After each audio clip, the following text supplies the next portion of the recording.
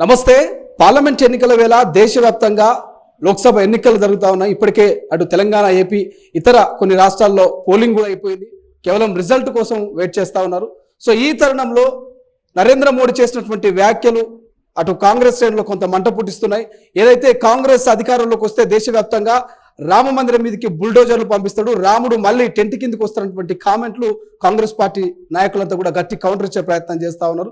So మాట్లాడదాం ఇదే అంశం మీద. కాంగ్రెస్ పార్టీ సీనియర్ నాయకులు వైస్ ప్రెసిడెంట్ నిరంజన్ గారు ఉన్నారు. సో నిరంజన్ గారు ఎట్లా చూస్తారు? నరేంద్ర మోడీ ఎన్నికల ప్రచారంలో భాగంగా దేశవ్యాప్తంగా ఎన్నికలు జరుగుతూ ఉంటే ఎన్నికల కోడ్ ఉన్నటువంటి సందర్భంలో ఆయన మాట్లాడిన మాటలు ఎట్లా చూస్తారు? నిజంగా కాంగ్రెస్ అధికారంలోకి వస్తే రాముడు మళ్ళీ టెంట్ కిందకి వస్తాడా? ఇప్పుడు దేశంలో మోడల్ కోడ్ ఆఫ్ కండక్ట్ లేదు. ఎలక్షన్ కమిషన్ అనేది మోడల్ కోడ్ ఆఫ్ కండక్ట్ను అమలు చేయాలనే చిత్తశుద్ధితో లేదు. దేశంలో నడుస్తుంది మోడీ కోడ్ ఆఫ్ కండక్ట్. అంటే ఎలక్షన్ కమిషన్ మోడీ ఏది మాట్లాడితే అది సై అనే పద్ధతులను పోవటం జరుగుతుంది. మోడల్ కోడ్ ఆఫ్ కండక్ట్ ప్రకారం మతం పేరు తీసుకొని మాట్లాడవద్దు, ఒక మందిరం కానీ మస్జిద్ కానీ వాటిని అనేది ప్రచార అస్త్రంగా ఉపయోగించుకోవద్దన్నమాట స్పష్టంగా మోడల్ కోడ్ ఆఫ్ కండక్ట్లో ఉన్నది. అది అయిన తర్వాత కూడా మోడీ అట్లా మాట్లాడుతున్నాడు. ఇప్పుడు వారణాసిలో వారణాసిలో నామినేషన్ వేసినాడు 14 తారీఖు. ఆనాడు మాట్లాడిన తీరుకు మళ్ళా నెక్స్ట్ డే బాంబేలో నుంచి ఆయన అయితే ప్రచార సభలోనో అది మాట్లాడిన తీరులో ఏం మార్పు అనేది లేకుండా పోయింది. ఆయన ఏమంటుండు, కాంగ్రెస్ ఎస్పీ వస్తే ఏది రామ మందిరం మీద బుల్డోజర్ నడిపిస్తాడన్నమాట. మనం అసలు ప్రజలు ఎవరైనా నమ్ముతారా? అసలుకులే ప్రజలకందరికీ తెలుసు, ఆయనకు కూడా తెలిసే ఉంటుంది, కానీ పబ్లిక్ను మభ్యపెట్టే ప్రయత్నం చేస్తున్నాడు ఆయన. అసలుకులే రామ మందిరానికి బాబ్రీ మస్జిద్ తాళాలు అనేది విప్పి అక్కడ పూజలు మొదలుపెట్టించిందే కాంగ్రెస్ ప్రభుత్వం, రాజీవ్ గాంధీ గారి హయాంలో. అది మరవకూడదన్నమాట నేను మనవి చేస్తాను. మీకు అవకాశం వచ్చింది, మీరు అధికారంలో ఉన్నప్పుడులే రామ మందిరం అనేది నిర్మాణం చేయటం జరిగింది. మీరే కాదు, ఖాళీ బీజేపీ వారే కాదు, కాంగ్రెస్ వారందరూ కూడా యావత్ దేశంలో ప్రపంచంలో ఉన్న హిందూ సమాజంలో ఉన్నవారు మొత్తంలే రాముడిని అనేది మర్యాద పురుషోత్తముడుగా అనేది ఆయనను భావిస్తారు, ఆయనను పూజిస్తారు. అటువంటి రామ మందిరం నిర్మాణం అయిపోయింది. నిర్మాణం అయిపోయిన తర్వాత అటువంటి రామ మందిరం మీద బుల్డోజర్ ప్రయోగించే ధైర్యం, సత్తా ఈ ప్రపంచంలో ఎవరికి ఉండదు. ఈవెన్ మోడీ తలుచుకున్నా ఆ పని చెయ్యలేడు. ఏమైనా చేస్తే ఇంకా హిందూ భావనను రెచ్చగొట్టే ప్రయత్నాలు చేస్తే అటువంటి బుల్డోజర్ అనేది ప్రయోగిస్తే మోడీయే ప్రయోగిస్తాడేమో, కాంగ్రెస్ మాత్రం చేయరు, హిందువులు మాత్రం చెయ్యరు. అండ్ దాంతోపాటు ఇక ప్రధానంగా కాంగ్రెస్ ప్రవేశపెట్టినటువంటి ఫ్రీ బస్ అనేటువంటి ఏ పథకం ఉందో ఈ పథకం ద్వారా మెట్రో మీద అత్యధిక దెబ్బ పడుతున్నది, ఆర్థిక భారం పడుతున్నది అంటున్నారు. ఎట్లా చూస్తారు? ఇది ఒక సంక్షేమ పథకం. మేము అసెంబ్లీ ఎన్నికలకు ముందు 6 గ్యారంటీలను ప్రకటించడం జరిగింది. అందులో ఆల్మోస్ట్ 5 గ్యారంటీలు అనేది అమల్లోకి తీసుకురావటం జరిగింది. ఇంకొక గ్యారంటీ ఆగస్టు 15 నుంచి వరకు చేస్తామనే మాట చెప్పారు మా ముఖ్యమంత్రి గారు రేవంత్ రెడ్డి గారు చెప్పడం జరిగింది. ఒకవైపు ఏమో బీజేపీ వారు ప్రశ్నిస్తుంటారు, గ్యారంటీని అమలు చేస్తలేరనే మాట మాట్లాడుతుంటారు. ఇప్పుడు అమలు చేసిన గ్యారంటీ మీద మీ మోడీ ఏమో, మీ ప్రధానమంత్రి మోడీ ఏమో దాని మీద విమర్శిస్తాడు. ఇది వ్యాపారం కాదు, ఇది ప్రజా సంక్షేమ పథకం. ఇది మెట్రో రైలు అనేది ఒకవేళ నష్టం వస్తే, ఒకవేళ మెట్రో నిర్వహిస్తున్న సంస్థ అధిపతి అయితే నష్టం వస్తుందన్న మాట మాట్లాడితే ప్రజా సంక్షేమ. ఇప్పుడు ఆర్టీసీ బస్సు అనేది వాళ్ళనే ఫ్రీ సర్వీస్ ఇస్తున్నారు. ఫ్రీ సర్వీస్ ఇస్తే వాళ్ళకి అయితే నష్టం వస్తుందో ఆ నష్టాన్ని ప్రభుత్వం భరిస్తామనే మాట చెప్పింది, నష్టం భరిస్తుంది కూడా. అట్లా కూడా మెట్రోకి కూడా లాభాల్లో ఏమైనా నష్టం ఏర్పడితే ప్రజా సంక్షేమం దృష్ట్యా ఆ నష్టాన్ని కూడా ప్రభుత్వం భరిస్తుంది. అయితే మోడీకి అనేది బీద ప్రజలు, మహిళలకు లాభం కలగటం ఆయనకు ఇబ్బందికరంగా ఉందా అంటే దీంతో స్పష్టమవుతుంది ఏంటంటే మోడీ గారు అనేది బీద ప్రజల వ్యతిరేకి.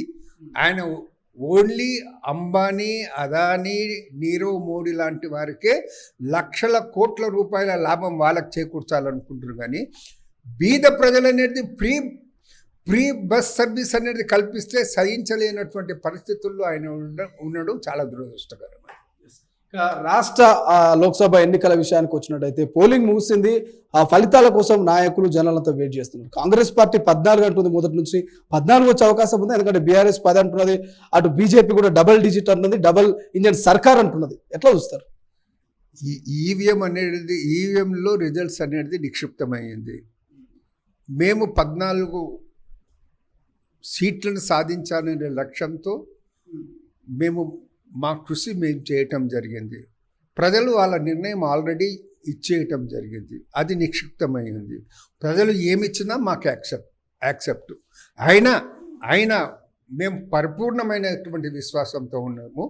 డబుల్ డిజిట్లో మేము గెలుస్తామనే విశ్వాసంతో మేము ఉన్నాము.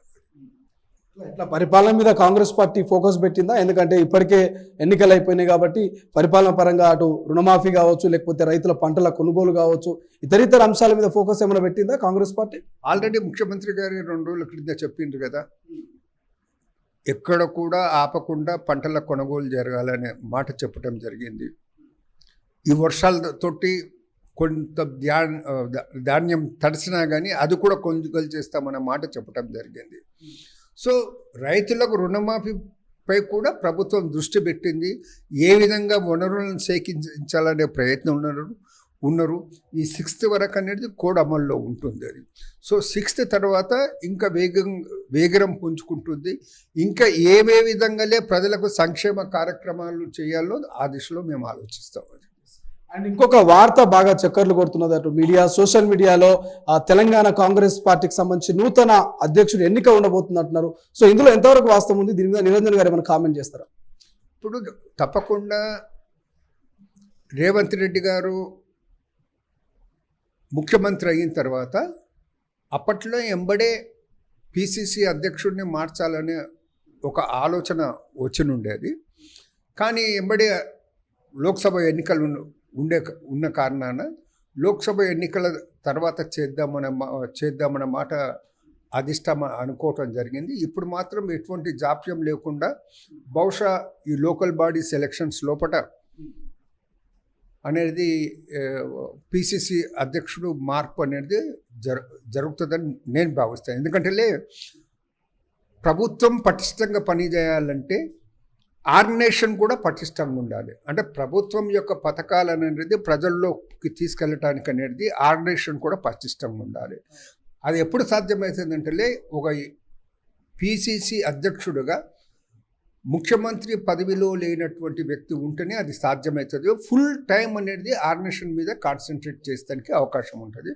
కాబట్టి తప్పకుండా లోకల్ బాడీస్ ఎలక్షన్స్ లోపల పిసిసి అధ్యక్షుడు అనేది కొత్త అధ్యక్షుడు వస్తాడనేది నేను భావిస్తున్నాను. ప్రధానంగా అన్ని సామాజిక వర్గాల నుంచి పోటీ కనబడుతున్నది. ప్రధానంగా ప్రతి ఒక్కరు ఆశపడుతున్నారు. సో మీ మద్దతుగా మీరు ఏ సామాజిక వర్గానికి ఇస్తే బాగుంటుంది అనేటువంటి కామెంట్ ఏమైనా చేస్తారా? ఇప్పుడు ప్రయత్నం చేయడానికి అందరూ ప్రయత్నం చేయొచ్చు, కానీ ఇది నేషనల్ పార్టీ, అన్ని ఈక్వేషన్స్ కూడా చూడాల్సి వస్తుంది. ఇప్పుడు ముఖ్యమంత్రిగా అనేది రెడ్డి సామాజిక వర్గానికి చెందినటువంటి రేవంత్ రెడ్డి గారు ఉన్నారు.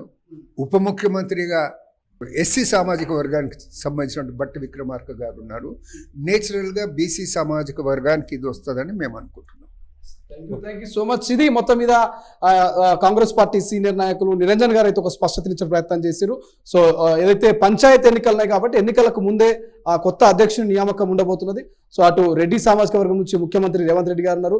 ఇక దళిత సామాజిక వర్గం నుంచి బట్టి విక్రమార్క గారు ఉన్నత స్థానంలో ఉన్నారు. కాబట్టి బీసీలకే ప్రాధాన్యత ఉండే అవకాశం కనిపిస్తున్నది. సో చూద్దాం ఏం జరగబోతుంది అంటూ కూడా ఆయన కామెంట్ చేస్తున్నారు. సో చూద్దాం ఏం జరగబోతుంది, ఎవరిని నియమించబోతున్నారు అనేది. కెమెరా పర్సన్ అజయ్తో శ్రీశైలం, తొలి వెలుగు, హైదరాబాద్. అసలైన తొలి వెలుగు. ఫాలో వాట్సాప్ @తొలి వెలుగు official.